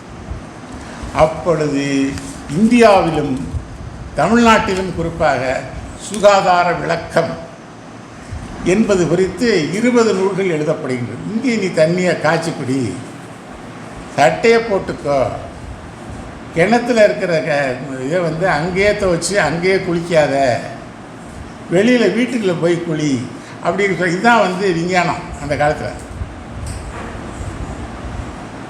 ஆக இவைகள் தமிழர்களுக்கு சொல்லிக் கொடுக்கப்படுகிறது. எப்படி இந்த சுகாதார விளக்கம் என்று 20 நூல்கள் எழுதப்படுகின்றது. ஆக பிறகு இதை கொஞ்சம் பரவலாக்க செய்ய வேண்டும் என்று பத்திரிகைகள் முனைகின்றது. அதில் முதல்ல வந்து முன்னோடியாக இருப்பது CV சாமிநாத ஐயர். எப்படி நமக்கு ஊவிய சாமிநாத ஐயர் ஒரு பெரும் தமிழ் பேரறிஞராக நினைக்கப்படுகின்றாரோ, அதுபோல் சி.வி. சுவாமிநாத ஐயரும் இதழியலில் மதிக்கப்பட வேண்டியவர், கொண்டாடப்பட வேண்டியவர். ஏனென்றால் அவர் தான் முதல்ல அறிவு பரப்பும் ஏஜென்சியை கொண்டாடுறார். இப்போனாக்கா அறிவு பரப்பும் கழகம்னு வச்சுக்கோம், இங்கே கழகம் தான். அப்போ ஏஜென்சி, அந்த ஏஜென்சி என்ன பண்ணுதுனாக்கா, நீ போய் எல்லா கிராமத்துக்கும் போ, படிக்கிறதுக்கு ஒருத்தர், அதுக்கு விளக்கம் சொல்வதற்கு ஒருத்தர். அப்போ எவ்வளோ தூரம் நம்ம முன்னேறி இருக்கோம் படிப்பறிவில். 17%, 0.04%. ஆக இந்த 0.4%க்கெல்லாம் தெரிஞ்சுக்கணும், படிக்க தெரியாது. ஆக படிப்பதற்கு ஒருத்தன், அதை விளக்கம் சொல்வதற்கு ஒருத்தன். ஆக இது மாதிரி பாடுபட்டவர்கள் சி.வி. சுவாமிநாத ஐயரை நாம் போற்ற வேண்டும். இவருடன் மாதவையா என்பவர் கூட இருந்து வேலை செய்கிறார். இந்த மாதவையாவின் நாவல்கள் தற்பொழுது கூட இப்பொழுது வெளிவந்து கொண்டிருக்கிறது. இப்பொழுது அவரை போட்டுறார். ஆமாம், இவர் ஒரு மிகப்பெரிய அந்த காலத்தில் தீவிரவாதி. என்ன தீவிரவாதினாக்க, மறுமணம் செய்து கொள்ளலாம், பிராமண பெண்கள் மறுமணம் செய்து கொள்ளலாம் சொல்லி ஒரு கட்டுரை எழுதுகிறார். எங்கே சி.வி. சாமிநாத ஐயருடைய விவேக சிந்தாமணியில் எழுதுகிறார். 2 பேருக்கும் கான்ஃப்ளிக்ட், சண்டை வந்துடுது. ஐயரத்தில் போய் எப்படி பிராமண பெண்ணை போய் நீ கட்டிக்கலான்னு எழுதலாம், போ அப்படின்றார். சரி வந்துடுறேன். இவர் வந்துடுறார். இவர் என்ன பண்ணுறாரு, தமிழர் கல்வி சங்கம்னு உண்டாக்குறாரு. தமிழர் கல்வி செல்வம் எதுலேருந்து வருதுனாக்க, தமிழர் நேசன்கிற பத்திரிக்கை. இந்த பத்திரிக்கை என்ன பண்ணுது, மறுமணம் செய்து கொள்ளலாம் அப்படின்னு சொல்லி மிக தீவிரமான சமூக சீர்திருத்த கருத்துக்களை எல்லாம் முன்வைக்கின்றது. Madras school book and vernacular literature சொசைட்டின்னு ஒன்று கொண்டாடுறார். எங்கே பார்த்தாலும் இந்த சமூக சீர்திருத்தத்தை பற்றி தமிழ்நாடு முழுக்க இவர் எடுத்து சொல்கிறார். ஆக அதுதான் ஒரு எழுதுகிறவர் சொல்கிறாரு, பயன் மரம் உள்ளூர் மரம் அற்றார்க்கும், எல்லாருக்கும் உதவுண்டா அப்படின்னு சொல்லி இவர் எல்லாருக்கும் எடுத்துகிட்டு போனார். மாதவையா மிகவும் போற்ற வேண்டியவர். அவருடைய நாவல்கள் இன்றும் போற்றப்படுகின்றது, இன்றும் மறுபதிப்பாக வந்து. இப்போ தான் ஒரு முக்கியமான ஒரு காலகட்டம். 1847 வட்டுக்கோட்டை, இலங்கையில் வட்டுக்கோட்டைக்கு ஃபிஷ்கிரீன் என்ற ஆங்கில தமிழன் வருகிறான். தமிழ் தெரிந்த ஆங்கில தமிழ். இவன் அமெரிக்காவில் இங்கே வரப்போகிறேன்னு தமிழை கற்றுக்கிறான். இங்கே வட்டுக்கோட்டைக்கு வர்றான். இங்கே வழியாக தான் போகிறான். எப்படி போகிறான்னா, குதிரையிலே போயிருக்காங்க. குதிரையிலே போய் இந்த ராமர் பாலத்தை கடந்து தான் போயிருக்கேன். ஏன்னா அப்போல்லாம் நடக்கலாமா. இப்போ ராமர் பாலங்கிறாங்கல்ல, தனுஷ்கோடியிலேருந்து அங்கே வரைக்கும் நடந்து தான் போயிருக்கான். இலங்கைக்கு வரை நடந்து தான் போயிருக்கான். அப்படி தான் போயிருக்கான். he traveled about 32 hours from Cuddalore. போய் சேர்ந்து வட்டுக்கோட்டையில் போய் உட்காந்துட்டு 1 மணி ஆச்சுன்னா சொல்லிடுங்க. 4 போகுது, 15 நிமிஷம். அங்கே போய் என்ன பண்ணுறாரு, நூல்களை மேற்கத்திய நூல்களை தமிழில் எழுதுகிறாரு. தமிழில் எழுதுறதுக்கு அவருடைய மாணவர்கள் முன்னாடி நிற்கிறாங்க. அதில் முக்கியமாக உதவி செய்தவர் சப்மேன் நத்தானியே, யாரும் இல்லை, யாழ்ப்பாண தமிழன் சுவாமிநாதன் வைத்தியநாதன். மதம் மாறியதால் பேரை மாற்றிக்கிறான். இவர்கள் மூலியமாக 16 மருத்துவ நூல்கள் எழுதப்படுகின்றது. இந்த 11 மருத்துவ நூல்களால் 33 தமிழர்களுக்கு மருத்துவம் சொல்லிக் கொடுக்கப்படுகின்றது தமிழில். இன்றைக்கி முடியுமா முடியாதான்னு பேசுகிறான்ல, அன்றைக்கி ஒரே ஒரு மனுஷன் 33 பேருக்கு தான் மட்டும் 11 நூல்களை எழுதி 33 மாணவர்களை வெளியில் கொண்டாடுறான். வெளியில் கொண்டாட இந்த மாணவன் சொல்கிறான், இன்றைக்கி மாதிரி அன்னைக்கு நடந்திருக்கு, நான் படிக்க மாட்டேங்கிறான். என்னுடைய விருப்பம் ஒவ்வொருவரும் இந்த நாட்டில் உள்ள கிராமத்திற்கு அவரவர்கள் கிராமத்திற்கு சென்று வைத்தியம் செய்வதே என்னுடைய விருப்பம். உங்களுக்கு 10 நாட்கள் ஓய்வு தருகிறேன். இல்லாவிட்டால் நீங்கள் வேறு தொழிலை நாடிவிடுங்கள். எவ்வளவு ஃபேம் பண்ணிக்கிறான் பாருங்க. எல்லாம் கதறிட்டு வந்து படிக்கிறான். பக்கங்கள் இந்த ஸ்கிரீன் எழுதுறான். செத்து போகிறான். செத்து உடனே என்ன சொல்கிறான், இதில் எழுது மெடிக்கல் எவாஞ்சலிஸ்ட் டு தமிழ். இன்றைக்கி இருக்குது.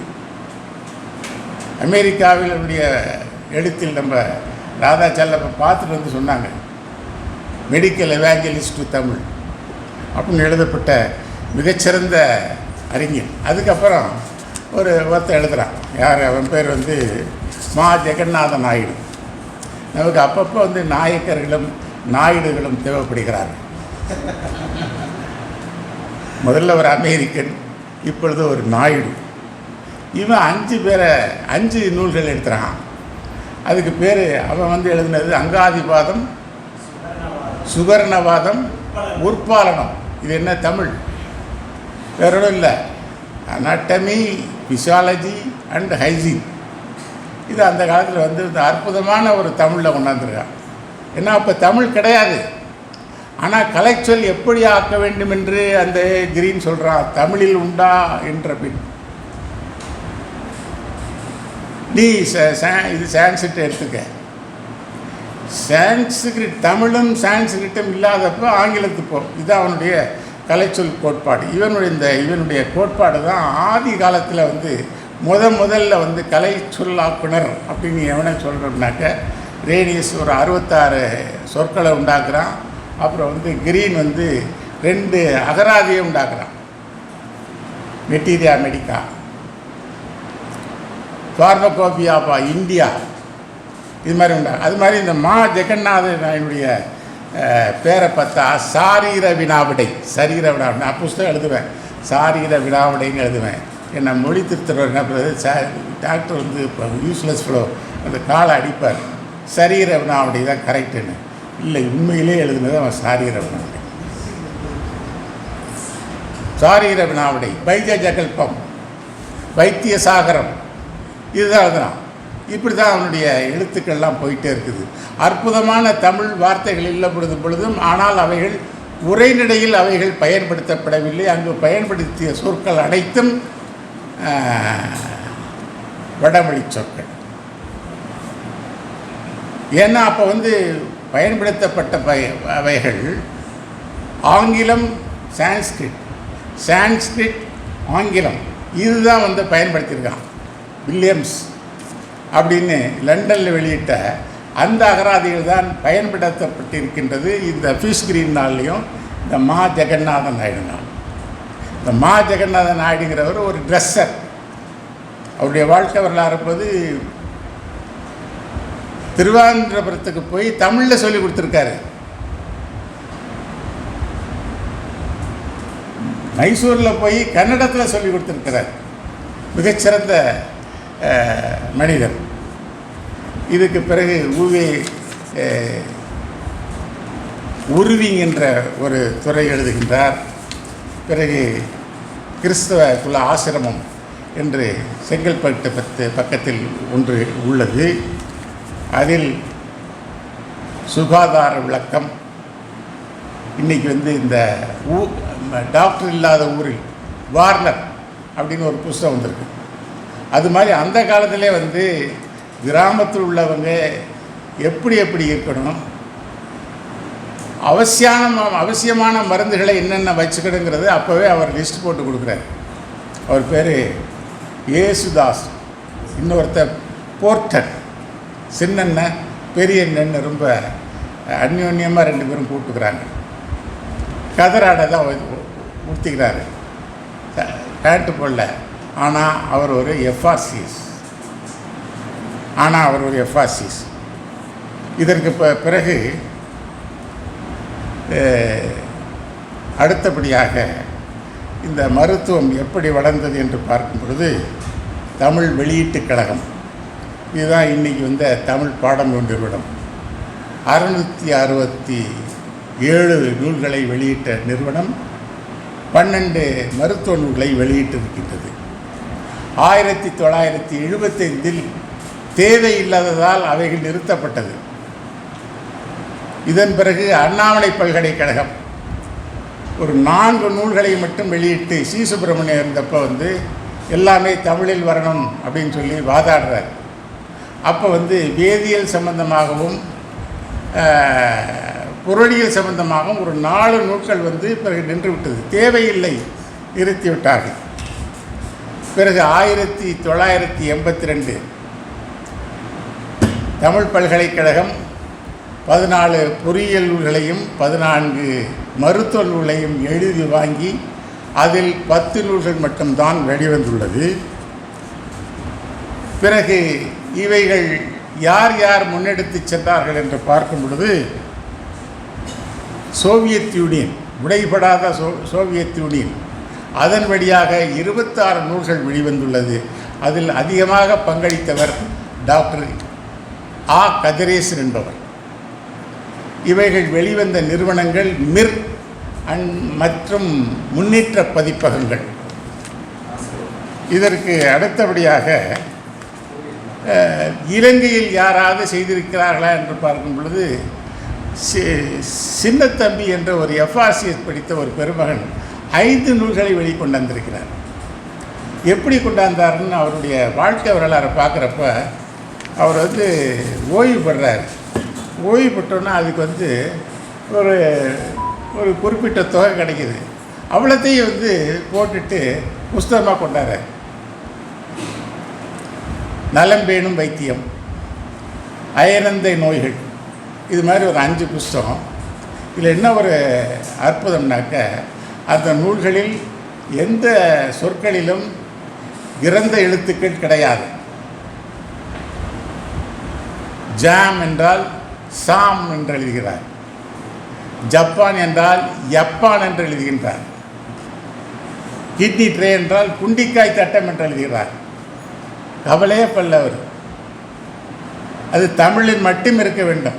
அந்த கருத்தை பற்றி அவருக்கு அந்த காலகட்டத்தில் அவருக்கு அந்த உயிரோட்டம் இல்லை. இதற்கு அடுத்தபடியாக இது தமிழ்நாட்டில் கூட நடந்தது. இன்னும் சொல்லி பார்த்தா ஸ்டாலினை இசுத்தாலின் என்றார். இன்னைக்கு சொன்னால் உள்ளே பிடிச்சி போட்டுருவாங்க. இசுத்தாலின் அவர் என்ன கூட எம்எஸ்ன்னு ரொம்ப தமிழ் பட்டுள்ளோம். எம்எஸ்ஸு நான் இந்த பட்டமே வாங்கலையேன்னு இன்னும் நான் வேடிக்கையாக சொல்ல முடியுது. என் மனைவி பேர் விஜயா, அவளை போய் விசையான்னு கூப்பிட்டாக்க அடுத்த நாளே ஓடி போயிடுவா. வேணா இது இளையராஜா சில படத்தில் சொல்லலாம், என் ராசாவேன்னு பாட்டு பாடலாம். இது எதுக்கு சொல்ல வரேன்னா, இலக்கு நிகழ்வுகள் தேவை, அறிவியலுக்கு இலக்கிய நிகழ்வுகள் தேவை.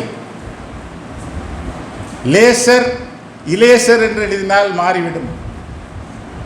அதேபோல் ஜா இருக்க வேண்டும் என்று ஆன்டி ஹிஸ்டமினிக் என்பதை ஆன்டி இசுட்டமினிக் என்னால் வேறொரு மருந்தை கொடுத்து விடுவான். இப் இச் என்பதெல்லாம் கடைசியில் வருகின்ற டாக்டர் ஃப்ரேம் இப்பு முதலில் வருகின்றது. ஆக இலக்கிய நிகழ்வுகள் அவசியம் அறிவியலில்.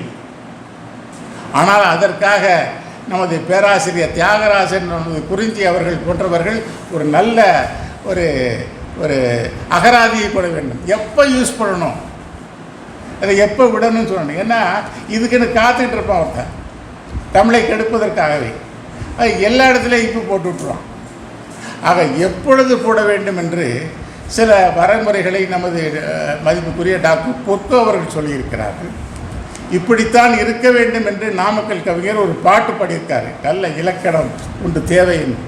ஆகவே பதிவாளர் இதில் மனதில் கொள்ள வேண்டும். அடுத்ததாக வட்டார சொல்களுக்கு ஒரு அகராதி வேண்டும். பிறமொழி சொற்களுக்கான நல்ல அகராதி வேண்டும். ஆக இவைகளெல்லாம் மனதில் கொள்ள வேண்டும். நல்ல அகராதிகள் நம்மிடம் உள்ளது. இலக்கண நிகழ்வு குளோரோஃபார்ம்ங்கிறதுக்கு ஈக்குளோரோஃபார்ம் என்று எழுத வேண்டும். குளோரோஃபார்ம் என்று தான் எழுதுகிறோம், ஈக்குளோரோஃபார்ம் என்று எழுதுவது கிடையாது. கூச்சு சொற்கள் கலைக்கப்படுகின்றன. முளை என்றால் சற்று நமக்கு அருவறுப்பாக என்பது மார்பகம் என்று எழுதுகின்றோம். சர்வதேச சொற்களை நாம் அப்படி எடுத்துக்கொள்ள வேண்டும். ஃபாரன் ஹீட் அதுக்கு போட்டு மாற முடியாது, அதை எடுத்தா சொன்னோம். பிறந்த சொற்களும் தேவையான பொழுது எழுந்து சொல்லும். ஆக இந்த மருத்துவ தமிழ் ஏன் ஆமை நடை போடுகிறது என்று பார்க்கும் பொழுது, ஃபிஷ் கிரீன் பள்ளி மூடப்பட்டது. ஃபிஷ் கிரீன் செத்து போகிறார், 1874 இறந்து போகிறார். அதன் பிறகு அந்த பள்ளி நடைபெறவில்லை. அதற்கு பிறகு தமிழ்நாட்டு பாடநூல் நிறுவனம் 1975 மூடப்படுகின்றது. Soviet union உடைக்கப்படுகின்றது. அங்கு முன்னேற்ற பதிகங்கள் நடைபெறவில்லை. தமிழ் பல்கலைக்கழகத்தில் 27 நூல்கள் எழுதுவாங்கி 14 நூல்கள் இன்னும் அச்சாகவே உள்ளது. ஆர்வம், முயற்சி, உழைப்பு, பொறுமை, பொருள் இருந்தால் போதாது. புத்தகங்களுக்கு தேவை அதிகரிக்கப்பட வேண்டும். அதுக்கு என்ன பண்ணணும்? பாரதிதாசன் சொல்கிறார், ஒரு ஆணை போடு. என்ன ஆணை? பயிற்சி மொழியாக்கு. தமிழ்நாட்டில் தமிழ் தான் பயிற்சி மொழி, பாடத்திட்டம் தமிழில். அப்போ எல்லாரும் எழுதுவான்ல, மிகச்சிறந்த முறையில் புத்தகங்கள் வெளிவரும். ஆக அந்த நிலையில் இப்பொழுது நம்முடைய அரசு முத்தமிழறிஞர் மொழிபெயர்ப்பு திட்டம் என்று கொண்டாந்து அதன் வழியாக 100 புத்தகங்கள் மொழிபெயர்க்கப்படுகின்றன. அதில் என்னுடைய புத்தகம் ஒன்று வெளிவந்து விட்டது. இன்னொன்று செரிமானப்பாயை நோய்கள் என்ற புத்தகம் வரவிருக்கின்றது. என்னுடைய இளைய மகன் எழுதும் இன்னொரு புத்தகம் விளையிருக்கின்றது. அவைகள் இந்த நோய்க்கு இந்த உணவு என்பது. ஆக நாம் செய்ய வேண்டியது என்ன? இந்தோனேசியா, பிரான்ஸ், மலேசியா போன்ற இடங்களில் பிற மொழி சொற்களை சொன்னால் அவர்களுக்கு தண்டனை விதிக்கப்படுகின்றது. ஆனால் இங்கே இருந்து பிறமொழி பேசினா தான் நம்ம மதிப்பு சிறந்தவர்கள். நேற்று ஒரு சாதாரண இந்த மரம் விட்டுறவர் வரார். நீங்கள் யாருன்னா கார்பெண்டர்னா சொல்கிறாரு. ஆமாம், முடி வெட்டுவர் வந்தோன்னா நான் ஹேர் ஸ்டைல் பண்ணுறவர் சார் அப்படிங்கிறாரு. தன்னை முடி திருத்துவர் என்று சொல்லிக் கொடுவதற்கு அவர் விருப்பமில்லை. இவருக்கு தன்னுடைய தொழிலை தச்சர் என்று சொல்வதற்கு பிரியவில்லை. ஆக ஆங்கிலத்தை சொன்னால் அதனால தான் இப்போ தமிழ்நாட்டில் முழுக்க பார்த்திங்கனாக்க எந்த குழந்தை பிறந்தாலும் உடனே கனியை பரட்டி விட்டு அவன் ரமேஷ் என்று பெயர் வைக்கிறான், இஷான் கிஷன் என்று பெயர் வைக்கிறான். அவன் ஒரு அடுத்த நிலைமைக்கு போயிட்டு தான் நினச்சிக்கிறான். இதுக்கு அடுத்து ஐயாவுடன் சொன்னது போல் பிற மொழிகளுக்கு நல்ல அகராதிகள் தேவை, வட்டார சொல்லுக்கு அகராதிகள் தேவை. புதிய கருவிகள் தமிழ்நாட்டில் நுழையும் பொழுதே அதற்கு பெயர் வைக்க வேண்டும். டிவி வந்துருச்சு, டெலிவிஷன் வருது, அதுக்கு உங்களுக்கு தெரிஞ்சது டெலிவிஷன் வை,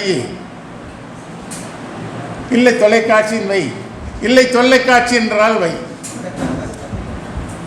வர்றப்போ வச்சுட்டாங்க, அப்புறம் நிலைத்து விடும். அப்புறம் பின்னாடி 6 மாதத்துக்கு முன்னாடி 2 வருஷத்துக்கு முன்னாடினா அவன் காத்துக்கிட்டே இருக்கான். சில பத்திரிகைகள் முதல்ல போட்டுறான் டெலிவிஷன் நம்ம இதில் இன்றைக்கி நல்ல சாங் சொன்னால் ஒரு டாப் கிளாஸ் உனக்கு ஒரு பரிசு தரேங்கிறான். இதுதான் தமிழ் பரிசு. இன்னைக்கு ஒரு நல்ல சாங் டாப் கிளாஸ் பரிசு தரேன். இதான் ஆக இந்த சொற்கள் அறிவியல் சொற்களும் வானொலி சொற்களும் தொலைக்காட்சி சொற்களும் பேச்சுக்களும் ஒரே மாதிரியாக இருக்க வேண்டும். இதுக்கடுத்து பாஷா இந்தோனேஷியா 120 மொழிகள் இருந்த தேசத்தில் ஒரே மொழி பாஷா இந்தோனேஷியா.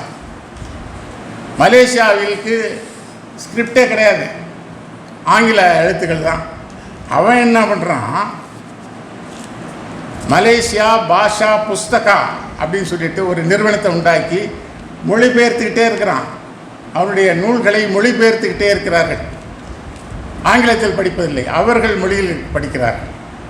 அதுபோல் தமிழ்நாட்டிலும் மொழிபெயர்ப்பு மையங்கள் இருக்க வேண்டும். கலைச்சொலுக்கான ஒரு கிளியரிங் ஹவுஸ் இருக்கணும். ஆக இவைகளெல்லாம் இருந்தால் நாமாக இருப்போம், இல்லாவிட்டால் நாம் பிறராகவே இருப்போம் என்று சொல்லி என்னுடைய உரையை முடிக்கிறேன். வணக்கம்.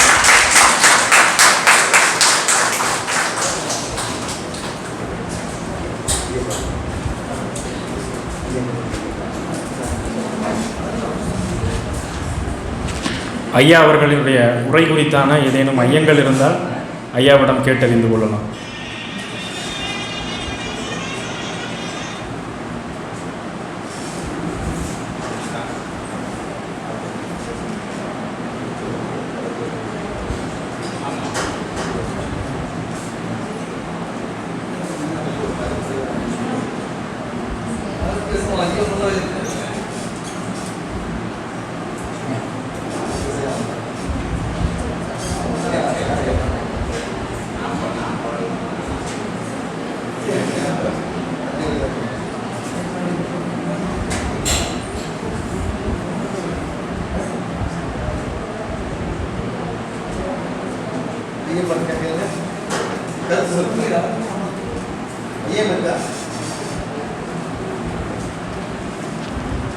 எல்லாம் கேட்டீங்களா இல்லை தூங்கிடலையில?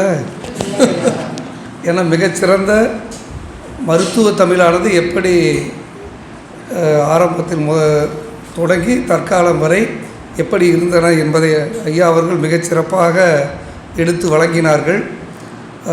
இதில் என்னென்னா ஒரு நல்ல ஒரு கோர்வையான மிக அருமையான இது நாம் அனைவரும் அறிந்து கொள்ள வேண்டியது. நமது தமிழ்மொழி என்ன வளம் இல்லை இந்த திருநாட்டில் என்கின்ற மாதிரி பாரதியார் அவர்கள் குறிப்பிட்டதை போல சென்றிடுவீர் 8 திக்கும் கலை செல்வங்கள் யாவும் புணர்ந்திங்கி சேர்ப்பீர் என்றார். அதுபோலவே இப்பொழுது தமிழ்நாடு அரசும் மருத்துவத்தையும் பொறியியலையும் முழுமையாக தமிழ் மொழியிலேயே கற்றுத்தர வேண்டும் என்பதில் முனைப்பாக அரசும் செயல்பட்டு கொண்டிருக்கிறது. அதன் அடிப்படையில் தான் ஐயா அவர்கள் முதலில் தமிழ்நாட்டு பாடநூல் நிறுவனத்தின் வாயிலாக ஒரு நூல்களை வெளியிட்டார். அடுத்தது செரிமான பாதையும் விரைவில் வர இருக்கிறது. எனவே மிகச்சிறந்த ஒரு முன்னெடுப்பாக அரசு செய்து கொண்டிருக்கக்கூடிய இந்த நிலையில் இது போன்ற ஒரு அறிஞர் பெருமக்களினுடைய அந்த அறிவு சார்ந்த கருத்துக்கள் எல்லாம் நமக்கு முழுமையாக தேவைப்படுகின்றன. அந்த வகையில் மிகச்சிறப்பானது ஒரு உரை. வேறு வெற்றிச்செல்வன் ஐயா நீங்கள் ஏதாச்சும் பேச ஒரு சில வார்த்தைகளை சொல்லி அடுத்து இறுதியாக நன்றியுரை.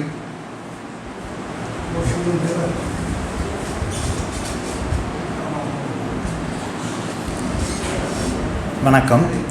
நாங்கள் மிகவும் தலைவணங்குகின்ற ஒரு அறிஞர், நுண்மான் நுழைபுலம் மிக்க புலமை வளமையர். எங்கள் ஆசிரியருக்கும் அவர் மிக நெருக்கமான நண்பர் என்கிற முறையில் நான் 2வது தலைமுறையாக அவரோடு நெருக்கமாக இருக்கிறேன். ஒரு பரந்த மனம் படைத்த ஒரு அறிஞர். என்னுடைய கட்டுரையை படித்துவிட்டு ஒரு நாள் தொலைபேசி தொடர்பு கொண்டு கட்டுரை சிறப்பாக இருக்கிறது என்று பாராட்டினார். நான் ரொம்பவும் சிறியவன், அவர் பெரியவர், ஆனாலும் பாராட்ட வேண்டும் என்கிற அந்த மனம் அவருக்கு நிரம்பவே இருக்கிறது. அது அறிவாசான்களினுடைய தலையாய குணம். தன்னடக்கமாக அவர் அறுத்துவன் என்று சொல்லி கொண்டிருந்தாலும் அவர் இப்படி நிறைய அறுக்க வேண்டும் என்று நான் வேண்டி விரும்பி கேட்டுக்கொள்கிறேன். மிக அழகாக அவர் ரேனியஸ் ஐயரை பற்றி குறிப்பிட்டார். ரேனியஸ் ஐயர் தெரு என்று ஒரு நாவல் வண்ணன் லெவன் எழுதியிருப்பார். ரேனியஸ் ஐயர் என்று அவர் போட்டுக்கொண்டாலும் கூட அவர் எளிய சாதி பிரிவினரை அவர் தொட்டு துளங்கி அவர் சில நற்காரியங்களை செய்தார் என்பதற்காக திருநெல்வேலி முருகன் குறிச்சியில் உயர் சாதி கிறித்தவர்கள் அவருக்கு கல்லறையில் இடம் கொடுக்கவில்லை என்பதனால் முருகன் குறிச்சியில் அவருடைய தெருவில் அவருடைய கல்லறை இடம்பெற்றிருக்கிறது. இது ரோட்டில் தான் இருக்குது, முருகன் குறிச்சி பகுதியில். ஏன்னா அவர் எளிய மனிதர்களுக்கு சேவையாற்றினார் என்பதற்காக. இப்படியான தகவல்கள் எல்லாம் அவர் பேச பேச நினைவு வந்தது. ஜூனியர் ரேனியஸும் அதை போல் சர்வீஸ் பண்ணியிருக்கிறாரு அப்படிங்கிறது. முதல்ல அந்த நியூஸ் புல்லட்டின் அப்படிங்கிற ஒரு அறிவு பரம்பலை தொடங்கி வைத்த ஒரு மகத்தான பணி. அதே போல் அவர்கள் மாதவியாவை பற்றி குறிப்பிட்டார்கள். மாதவியா நம்முடைய தஞ்சாவூரில் இருக்கிற கிறித்தவர்களின் பெரிய கோயில் என்று பலருக்கும் அது தெரியாது. நமக்கு பெரிய கோயில் என்றால் பிரகதீஸ்வரா அல்லது பெருவுடையார் என்று நாம் சொல்லுவோம். கிறித்தவர்களின் பெரிய கோயில் என்று வர்ணிக்கப்படுகிற பெத்தங்கன் கலையரங்கத்துக்கு பக்கத்தில் இருக்கிற ஸ்வாட்ஸ் பாதிரியார் தொண்டாற்றிய அந்த திருத்தல பேராலய பகுதி சார்ந்ததில் தொடங்கி திருநெல்வேலியில் பயணப்பட்டு ஒரு பெரிய பயணமாக கிளாரிந்தா என்கிற ஒரு அற்புதமான நாவலை எழுதினார். பத்மாவதி சரித்திரத்தை எழுதினார். பத்மாவதி சரித்திரமும் ஆதிக்க பூகோளமும் என்று அதை பற்றி நான் ஒரு கட்டுரையும் எழுதினேன். அதில் அவர் வந்து மாதவையா மிகப்பெரிய புரட்சிகரமான ஒரு எழுத்தாளர் என்று எனக்கு படம் அடிக்கடி ஐயா அதை நினைவுபடுத்தினாங்க. அவர் வந்து ஐயாவையன் ஒரு பிராமின் கேரக்டரை அந்த பத்மாவதி சரித்திரத்தில் அறிமுகப்படுத்துவார். இந்த ஐயாவையன் வந்து ஒரு குற்றம் செய்துவிட்டு சிறையில் இருப்பார். சிறையிலிருந்து தன்னுடைய மனைவிக்கு அவர் கடிதம் எழுதுவார். அந்த கடிதம் ரொம்ப முக்கியமான கடிதம்.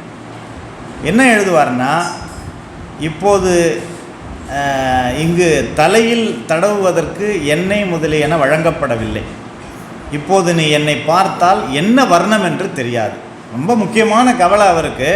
தான் உயர்ந்த வர்ணத்தவன் என்பதை சிவி சிங்காரிச்சிக்கிட்டு இருக்க முடியலையேங்கிறது அவர் கவலை. அவர் குற்றவாளி என்பதெல்லாம் கவலை இல்லை. அதை ரொம்ப அழகாக எழுதியிருப்பார். அப்புறம் அந்த காலத்து கல்யாண செலவினங்களை குறிப்பிடும்போது மாதவையா ஒரு பட்டியல் கொடுப்பார். அந்த பட்டியலில் அதிகபட்சமாக கல்யாணத்துக்கு செலவு செய்தது வந்து தாசி தாசி நடனத்திற்கு அப்படின்னு பட்டியல் கொடுத்துருப்பார். அதே போல் அந்த காலத்து நிகழ்வுகளை எல்லாம் நினைவுபடுத்தியதை வந்து அவருடைய உரை நமக்கு மிகப்பெரிய ஒரு உரையாக, பொக்கிஷமாக, கருத்து கருவூலமாக இந்த அமர்வு நமக்கு தந்தது. மனிதர்களுக்கான மருத்துவத்தை மட்டுமல்ல, மாட்டு வாகனத்தையும் எல்லிஸ் அவர்கள் எடுத்து கோமாரி நோயால் பெருவாரியாக கால்நடைகள் அழிந்து போன பிறகு அந்த அழிக்கப்பட்டு கொண்டிருந்த காலத்தில் எல்லிஸ் வந்து ஒரு மாட்டு வாகனத்தை எடுத்து பதிப்பித்தார் என்பது மிக முக்கியமான குறிப்பு. நான் இதை ஒரு கால்நடை மருத்துவரிடம் பேசி கொண்டிருந்த போது அந்த நூல் எங்கேயுமே கிடைக்க மாட்டேங்குது என்று சொன்னார். நீங்கள் கன்னிமராவில் போனால் கிடைக்கலாம், ஒரு வேளை தேடுங்கள் என்று நான் சொன்னேன். அப்போ மனிதர்களுக்கு மட்டுமல்ல, எளிய ஜீவராசிகளுக்கான வைத்திய குறிப்புகளுக்கும் அவர்கள் பாடுபட்டிருக்கிறார்கள். அவர்கள் ரொம்ப ஆதங்கப்பட்டதைப் போல பெயர் சொற்களை வந்து மொழிபெயர்க்கக்கூடாது, அது விதி, அது ஜென்ரல் ரூல். ஆனால் நம்ம தண்டமிழ் ஆசான்கள் செய்கிற வேலைகள் இருக்கிறதுல அது ரொம்ப வருந்தத்தக்கது. நான் அடிக்கடி இந்த தண்டமிழ் ஆசான்களை கொஞ்சம் வாருவேன் இப்போ மேடைகளில். ஏன் நீங்களும் தமிழ் படிச்சுட்டு இப்படி பண்ணுறீங்களே? சௌராஷ்டிரா என்றால் அப்படியே எழுத வேண்டியதானே. சொரா சுருட்டிரியம் என்று எழுதுவார். சுருட்டுன்னு சுருட்டுவார். எருதந்துறை, ஆக்ஸ்போர்டை வந்து எருதந்துறைன்னெலாம் அபத்தமாக மொழிபெயர்க்க வேண்டும். பெயர் சொல்ல நம்ம வந்து அந்த மொழிக்காரன் வச்ச பேரை நம்ம மாற்றுறதுக்கு எந்த ரைட்டும் நமக்கு கிடையாது. ஷேக்ஸ்பியர், ஷேக்ஸ்பியரை, எருதந்துறை பல்கலைக்கழகம், இதெல்லாம் ரொம்ப அபத்தத்திலும் அபத்தம். பெயர் சொல்லை மொழிபெயர்ப்பதற்கு நமக்கு எந்த ரைட்ஸும் கிடையாது. அந்த பெயர் சொல் அந்த மொழிக்குரியது. அதனால தான் அவங்க சொன்னாங்க ஃபாரன் ஹீட்டை தான் சொல்லணும், நம்ம அதை வேறு மாதிரி சொல்ல முடியாது. எங்கள்கிட்ட நாங்கள் படித்த ஒரு ஆசான் இருந்தார் திருவாரூரில், சரவணத்தமிழனார். மனைவியை தமிழச்சின்னு கூப்பிடுவார். அவர் ரஜினிகாந்தன் என்று தான் சொல்லுவார். அநேக ரஜினி ரசிகர்கள் அந்த பேச்சை கேட்டால் தூக்குமாட்டி சாவர அளவுக்கு போயிடுவாங்க. அவரால் அது முடியாது, அவர் அப்படி தான் பேசுவார். விசயகாந்தன் அல்லது சில சமயத்தில் வெற்றி விரும்பின்னு பேரை மாற்றி விடுவார். எங்களுக்கு புரியாது, பேந்த மொழிப்போம். அப்புறம் பார்த்தா விஜயகாந்தா இருக்கும் அப்படி. ஆனால் ரொம்ப நல்ல அறிஞர் அவர். அவருக்கு என்னென்னா எல்லாமே தமிழில் இருக்க வேண்டும், அது ஒரு பெரிய தமிழ் பற்று. ஆனால் அது ரொம்ப பேராசை பெருநஷ்டம் என்பதை போல் அது நம்ம வந்து மொழியை பெயர்ப்பதில் வந்து ரொம்ப கவனமாக இருக்கும். அதனால் தமிழை பெயர்ப்பது, தமிழோடு பெயர்த்து விடுவது அப்படிங்கிறது மாதிரி ஆகிடக்கூடாதுங்கிறதுல ரொம்ப கவனமாக இருக்கணும். ஃபிஷ்கிரீன் பற்றியெல்லாம் நிறைய சொன்னாங்க. நமக்கு ஒரு பெரிய ஆதங்கமே என்னென்னா, ஆதி மருத்துவர் சவரத் தொழிலாளியான கதை அப்படின்னு நம்ம ஒரு சமூகத்துக்கு ரொம்ப நன்றி கடன் பட்டிருக்கணும்னா அது நாவிதர் சமூகத்துக்கு தான். அவர்கள் நாவிதர்களே அல்ல, அவர்கள் ஆதி மருத்துவர். அந்த பெயரில் தான் இன்றைக்கும் கம்யூனிட்டி சர்டிஃபிகேட்டில் மருத்துவர் என்று போடுவது அதனுடைய தொடர்ச்சியாகத்தான். என்னுடைய நண்பர் ரகுபதி இப்போது சிறுபான்மை தாழ்த்தப்பட்ட ஒரு ஆணையத்தில் உறுப்பினராக இருக்கிறார். மனோன்மணியம் சுந்தரனார் பல்கலைக்கழக எக்ஸ்க்ளூசிவ்னஸ் ப்ராஜெக்டில் அவர் ஒர்க் பண்ணார். எக்ஸ்க்ளூசிவ்னஸ் அண்ட் இன்க்ளூசிவ்னஸ் அப்படிங்கிறது ஒரு ப்ராஜெக்டில் ஒர்க் பண்ணார். அந்த காலத்தில் அவர் ஒரு நூலை எழுதினார். மருத்துவர் ஆனந்தம் அவர்கள் நடத்திய அந்த ஆனந்தம் இதழ், எஸ்எஸ் ஆனந்தம் அவர்கள் நடத்திய அந்த ஆனந்தம் இதழ்களை எல்லாம் திரட்டி இப்போ வந்து மருத்துவமனையில் அறுவை சிகிச்சை செய்வதற்கு ஏதுவாளராக இருந்து அந்த பகுதியில் முடி இருக்கிற பகுதியை சிரைப்பதற்காக மட்டும் ஒரு பணியாளராக குறுக்கி வைக்கப்பட்ட ஒரு சமூகமாகிவிட்டது. அதுதான் ஒரு காலத்தில் மருத்துவ, அந்த சமூகம்தான் தலை நிமிர்ந்து நின்ற ஒரு மருத்துவ சமூகமாக இருந்தது.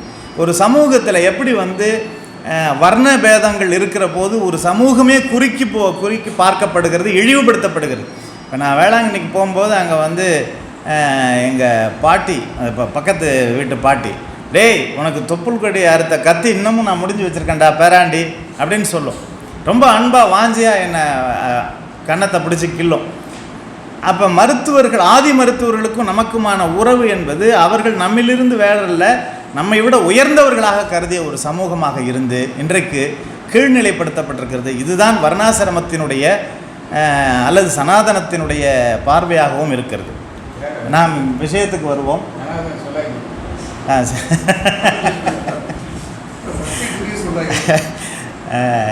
எனவே அந்த அடிப்படைகளில் நமக்கு ஒரு பெரிய மரபு இருந்திருக்கிறது, மருத்துவ புலமை இருந்திருக்கிறது.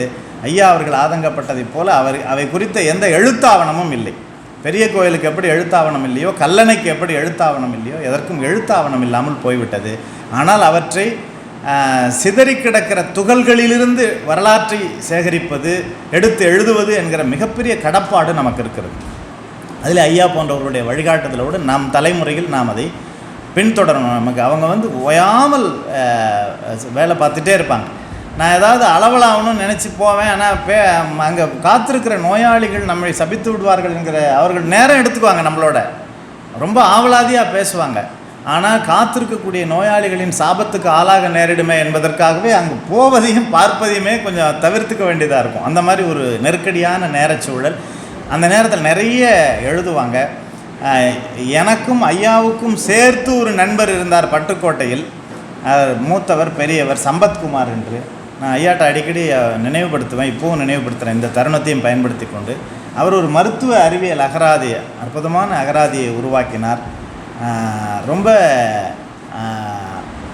உழைவி என்கிற சொல்லெல்லாம் அதில் போட்டிருப்பார். நல்ல தமிழ் சொல், நல்ல அருமையான தமிழ் சொற்களை, அகராதி படுத்தலை மிக அருமையாக உழைத்து அந்த அகராதியை தயாரித்தார். அந்த அகராதி வெளிக்கொண்டு வருவதற்கு ஐயா அவர்கள் துணை நிற்க வேண்டும் என்று கேட்டுக்கொள்கிறேன். அண்மையில் அவர் காலமாகிவிட்டார். மருத்துவ அறிவியல் அகராதி முதல் பகுதி ஒன்று வந்தது, பொன்மாறன் அதை பதிப்பித்தார். இப்போது அது விரிவுபடுத்தப்பட்ட பதிப்பாக நம்முடைய NCBHல் அப்படியே கிடப்பில் இருக்கிறது. அதை ஏதாவது செய்து நம்முடைய பல்கலைக்கழகம் வாயிலாக நம்முடைய துணைவேந்தர் அவர்களிடம் நான் கேட்டுக்கொண்டிருக்கிறேன். ஐயா போன்றவர்கள் சொன்னால் இன்னும் அது துரிதமாக நடக்கும். நம்முடைய பதிவாளர் அவர்களையும் முன்வைத்து கொண்டு, நம்முடைய வளர்தமிழ் புல தலைவர் அவர்களையும் முன்வைத்து நான் இந்த கோரிக்கையை எல்லோரும் சாட்சியமாக நான் இதை பதிவு செய்கிறேன். இதற்காக எல்லோரும் நாம் பாடுபட வேண்டும். அந்த அகராதி வந்தால் மிக பேசப்படும். நம்முடைய டாக்டர் VR மூர்த்தி கும்பகோணம் பகோலா, நீங்கள் சொன்ன அந்த வார்த்தை அவரும் அப்படி தான் எழுதுகிறார். சிறுநீரகம் அப்படின்னு எழுதாமல் குண்டிக்காய் அப்படின்னு தான் எழுதுகிறார். விசிஷ்ட குருத்துவம், மூத்திரத்தின் விசிஷ்ட குருத்துவம்னு எழுதுவார். ஸ்பெசிஃபிக் கிராவிட்டியை ரொம்ப அழகான சொல்லு கிடைக்காம சமஸ்கிருதம் வழியாக அல்லது வடசொல் வழியாக நமக்கு மொழிபெயர்ப்புகள் வந்து சேர்ந்திருக்கின்றன. இதையெல்லாம் களைவதற்கும் நல்ல தமிழில் நூல்கள் கொண்டு வருவதற்கும் இந்த முயற்சிகள் தொடர்வதற்கும் ஐயா போன்றவர்களை ஒரு வழிகாட்டு ஒளிவிளக்காக நாம் பின்பற்றி நடக்க வேண்டும் என்று இந்த நேரத்தில் சொல்லி அருமையான உரையை வழங்கி அவர்களுக்கு நன்றி பாராட்டி நிறைவு செய்கிறேன். நன்றி.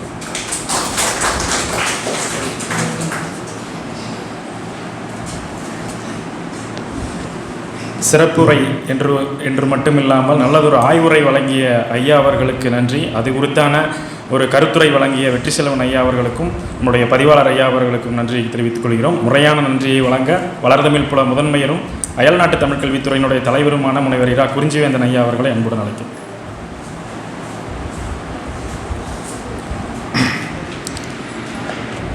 மதிப்புயர் பதிவாளர் முனைவர் சி. தியாகராஜன் ஐயா அவர்களுக்கும் இன்றைய வியாழவட்டம் 57வது தொடரின்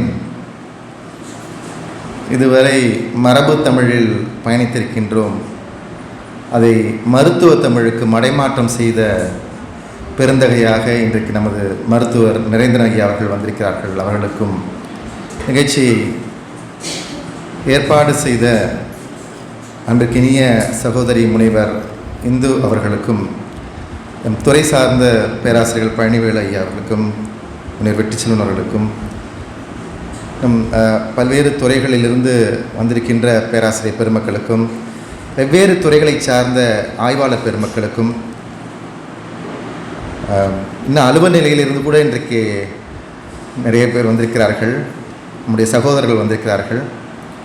அவர்கள் அனைவரையும் வரவேற்று இந்த நாள் ஒரு உண்மையிலேயே மிக மகிழ்ச்சியான நாள். அவரை எப்படியாவது இங்கே கொண்டு வந்து விட வேண்டும் இந்த நிகழ்ச்சியில் என்று பேராசிரியர் இந்து அவர்கள் பேராசிரியர் தியாகராஜன் அவரிடத்தில் அவருடைய துறைத் தலைவரிடம் சொல்லி இந்த நிகழ்ச்சிக்கு அழைத்தார்கள். பொதுவாக இந்த 5 புலங்களில் நமது வளர்தமிழ் புலம் எப்போதுமே தனித்து தன்னை அடையாளப்படுத்தி கொண்டிருப்பதை வரலாற்றிலே பார்த்து கொண்டே வந்திருக்கிறோம். அதிலும் குறிப்பாக எல்லோருக்குமான ஒரு வேடந்தாங்கலாக இந்த புலம் மாறி இருந்திருப்பதை அதனுடைய வரலாற்றிலே நாம் பார்க்கிறோம். அப்படி ஒரு சந்தர்ப்பத்திலே இந்த வியாழவட்டம் என்பது இது அயல்நாட்டு தமிழ் கல்வித்துறைக்கு உரியது அல்ல. இது ஒட்டுமொத்த பல்கலைக்கழகத்துக்கும் உரியதாக தன்னுடைய தொடக்கத்தினை 57 தொடர்களுக்கு முன்பு ஏறத்தாழ 2 ஆண்டுகள் ஆகப் போகின்றன தொடங்கியது. இன்றைக்கு 57வது 60ஐ எட்டுகின்ற மணிவிழாவை எட்டுகின்ற இந்த பொழுதிலே, இந்த மணிவிழாவுக்கு முந்தைய சூழலில் மிக அருமையாக யாரும் இதுவரை கேட்டிராத புதிய செய்திகள், நான் நினச்சேன் இந்த மாணவர்கள் வரும்போது வந்து அமர்வதற்கு அந்த சின்ன சின்ன சலசலப்பு இருந்தது. நான் கூட சிவசங்கர்கிட்ட சொன்னேன், கொஞ்சம் அப்படி அமைதின்னு. ஏன்னா கொஞ்சம் நேரத்தில் இந்த மகுடிக்கு மயங்கிய அருமையான தமிழ் அரவங்கள் போல அப்படியே மயங்கி உட்கார்ந்துருந்த அந்த காட்சியை பார்க்கும் பொழுது, இதுதான் கொடுப்பவர்கள் கொடுத்தால் அந்த செவிகள் எல்லாம் அப்படி திறந்து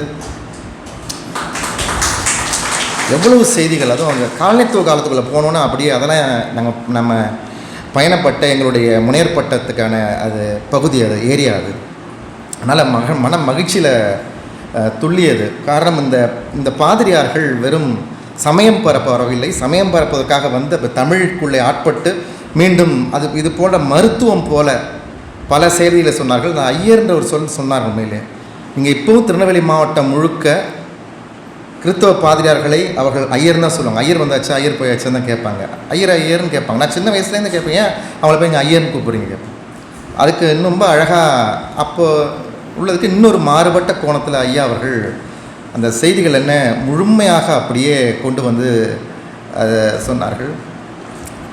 அதில் ஒன்றே ஒன்று சேர்த்துக்கணும் என்ன கேட்டால், நம்ம இது பர்மாவில் வந்து ஒரு 1000 பக்கத்தில் கரு உற்பத்தி ஆவதிலிருந்து அந்த கரு நிறைவாக குழந்தையாக மாறுவது வரைக்கும் உள்ள செய்திகளை அருமையான ஒரு நூலாக